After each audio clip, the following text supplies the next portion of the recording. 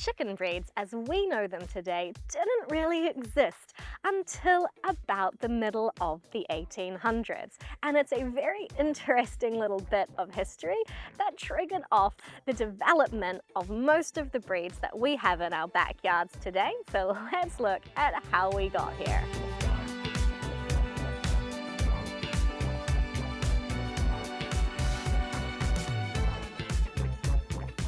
After the First Opium War in China, Queen Victoria was given a gift of some Cochin chickens, and she was pretty fond of them.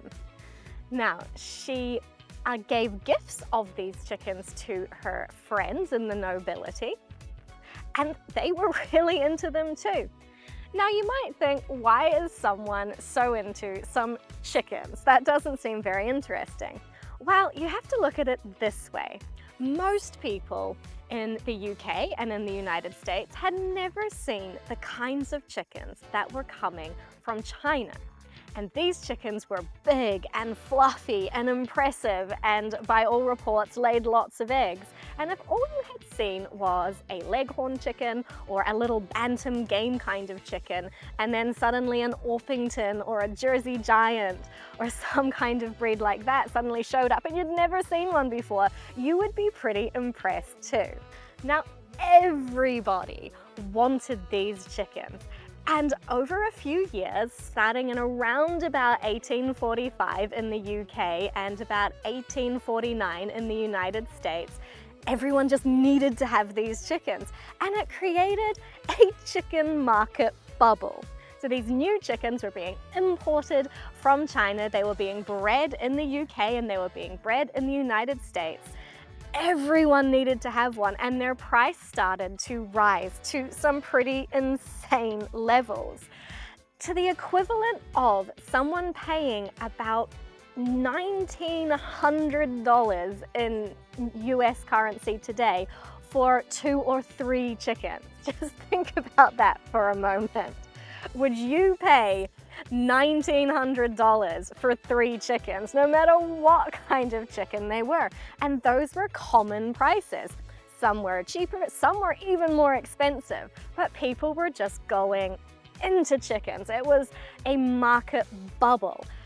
And that caused lots and lots of people to have them, lots and lots of people to breed them, so their numbers increased. And of course, the bubble did eventually crash.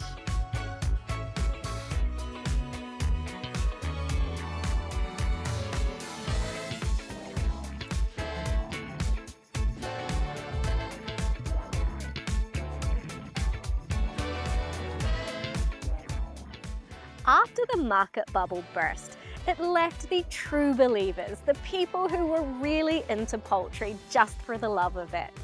And they slowly over time got together and actually started to make some breed standards to get on top of the craziness that had been going on while the bubble was booming, where people would call this chicken one thing and that chicken another thing, and there were hundreds of breeds and no one really agreed and everyone just argued about it. So once the craziness in the bubble had subsided, people could get together and actually agree, and they could actually start to develop their own strains and breeds coming from these chickens from China.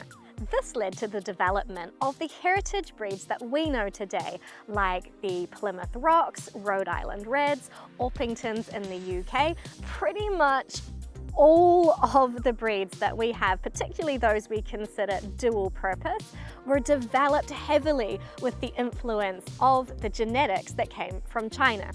Not all breeds, but the vast majority of them were improved or developed out of those birds. When you go out to your backyard and you see all your adorable chickens running around, you can thank the people over 150 years ago who thought it was a good idea to pay $1,900 for a chicken.